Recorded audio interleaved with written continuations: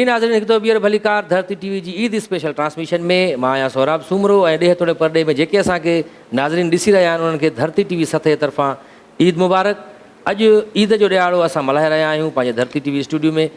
Brake में वञण खां पहिरियां असां सां गॾु जेके महिमान हुया उहे वरी हाणे न आहिनि।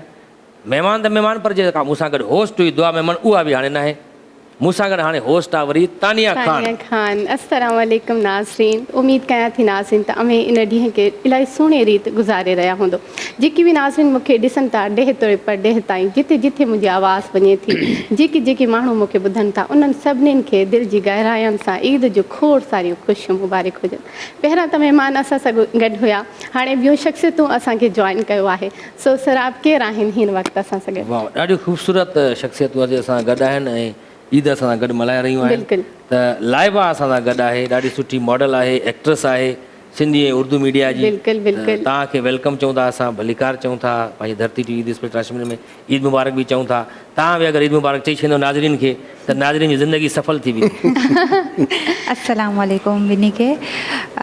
शुक्रिया तव्हांजो ॿिनी जो, इलाही सुठो थो लॻे मूंखे त शो में अचण सां।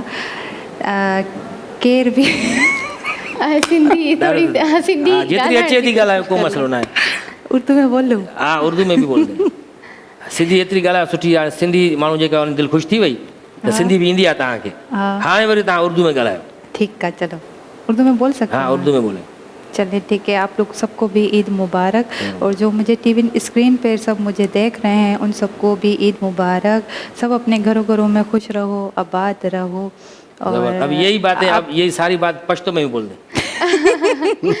या फुल आज़ादी है, सारी अपनी ज़बान है भाई। बिल्कुल। अच्छा सराब, हाणे जेकी ॿी शख़्सियत आहे उहा असांजी सिंध जी सुञाणप आहे। बिल्कुल बिल्कुल। जंहिंखे चइजे त गीतनि जो बादशाह, संगीत जो बादशाह सिंध जी, पर पूरे पाकिस्तान में, पाकिस्तान खां ॿाहिरि बि हिन जा ॾाढा वॾा परस्तार वेठा आहिनि। बिल्कुल बिल्कुल। जंहिंजो गीत आहे ता कोको गोरी न इहे न खण तूं अखिड़ियूं मरी राज पवंदा। तमामु बहितरीनु असांजो यार, असांजो जिगर जिगर जलाल साहब।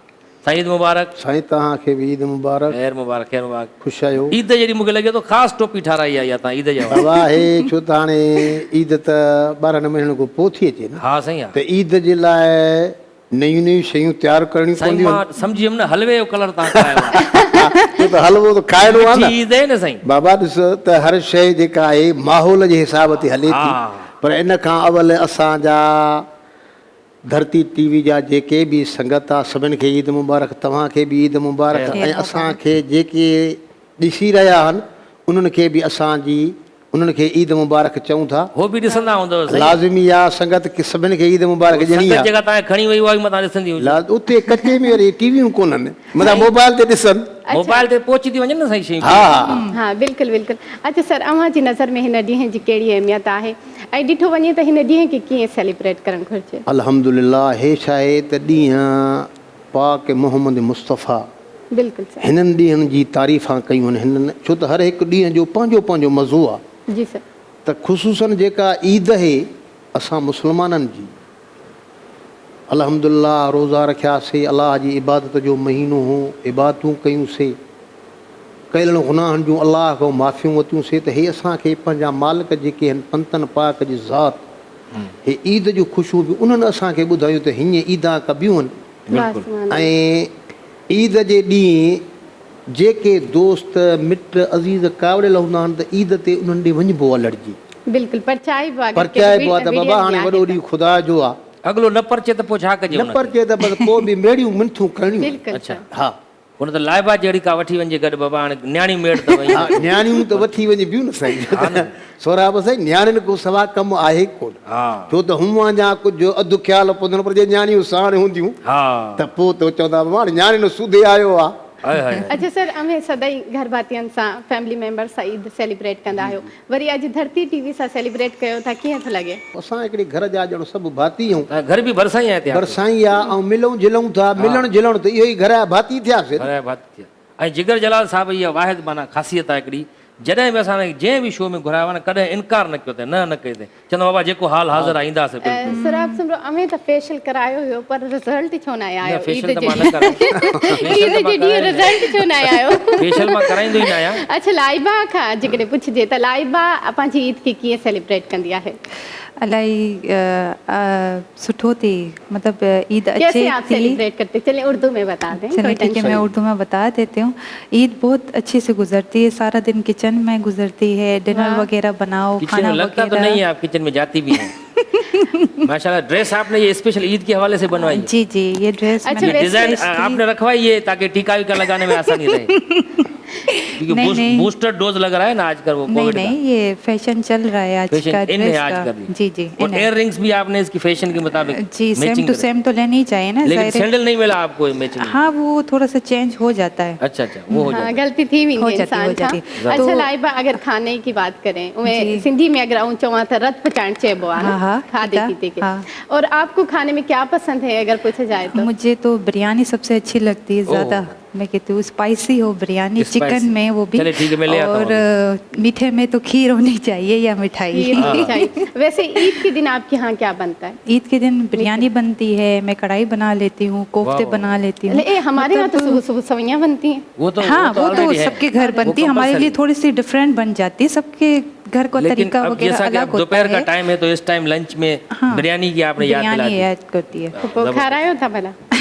ये आपने बोला ना स्पाइसी बिरयानी हो, आप बताए से रही थी ऑर्डर दे रही, मैंने कहा भी लेके आ रहा जिगर हूँ। जिगर जलाल से पूछजे सर त हमें जो ईद जो ॾींहं जो शुरुआत कीअं थींदी आहे?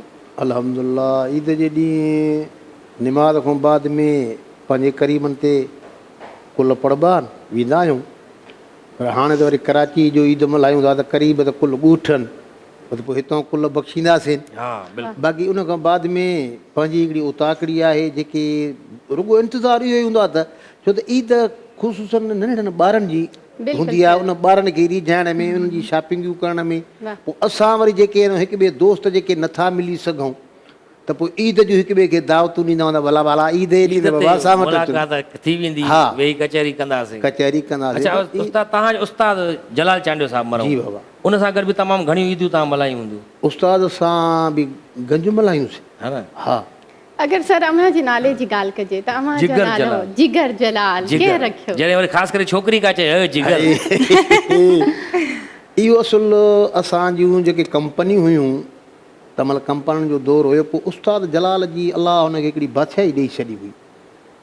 सिंध जो हिकिड़ो बादशाह ॻाइणो हो, सही। पोइ उन जे नाले जी निस्बत सां माना अलाए केतिरा जलाल पैदा हा थिया। साईं।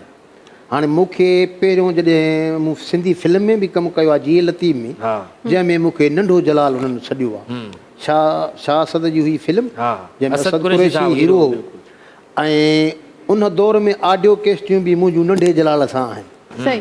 जॾहिं त नंढो जलाल हुनखे चवंदा जलाल जोगी जेको हाणे, उहो जोगी जलाल बि नंढो सॾिबो, पर असां वरी पंहिंजे लारकाणे ज़िले में, हा। छो त उस्ताद जलाल जी हिकिड़ी अहिड़ी बादशाही जो उन जे नाले जे रखण सां वॾो हिकिड़ो इज़ाफ़ो पियो पए। वाह। हा।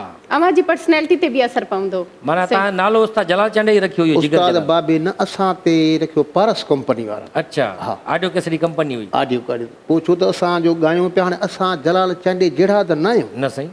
असां उन जे ज़रे जे बराबरि बि न आहियूं, पर जेको थोरी थकी मिड़ी आहल करे उस्ताद बाबे साईं जी, पोइ जो शुरूआति पिया कयूं त हुन चयो बाबा जलाल सां कुझु न कुझु आवाज़ु हिन जो मिले थो, हिन जो नालो आहे जिगर जलाल। वाह वाह वाह।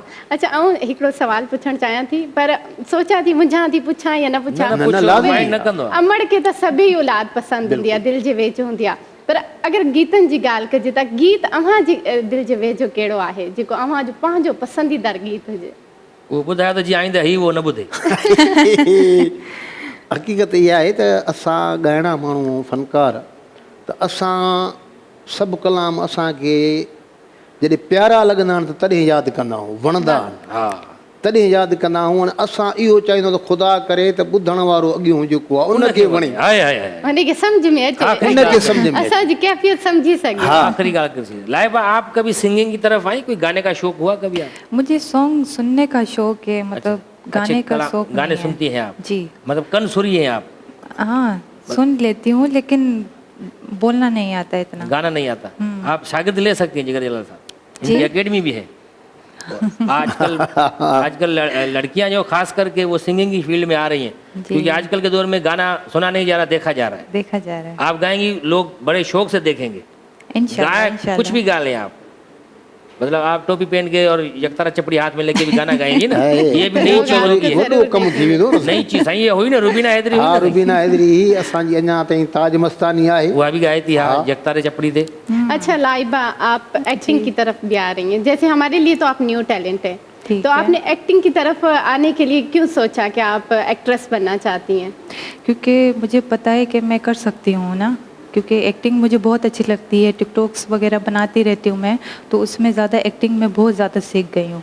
अब मुझे अपने ऊपर इतना ट्रस्ट है कि मैं एक्टिंग कर सकती हूँ। आई थिंक ड्रामा हो गया या कमर्शियल हो गया या सॉन्ग्स हो गया, तो इसमें थोड़ी बहुत एक्टिंग ये आ बात आप मुझे जाती है। कान में बता दें, मुझे थोड़ा आवाज़ कम आ रही है, कान आपके करीब लेके अच्छा आओ। मैं आपको एक और बात बता दूं, जी। जो हम लोग तो एक्टिंग में है ना, जी, जी। इस फील्ड में है, ठीक फिर है। ईदें आपको चैनल्स पे सेलिब्रेट करनी पड़ेंगी। हाँ, ये नुकसान आप लोग को तो ये ईदी तो देनी होगा। चाहिए। ये तो होगा, ये तो सोच होगा। समझ के आए। अच्छा लाइबा, अगर कलर्स की बात की जाए, अल्लाह के तो सभी कलर्स प्यारे हैं जो ठीक भी है। अल्लाह ताला ने बनाए, लेकिन आपका कलर कौन सा फेवरेट है? ड्रेस में या सिर्फ कलर?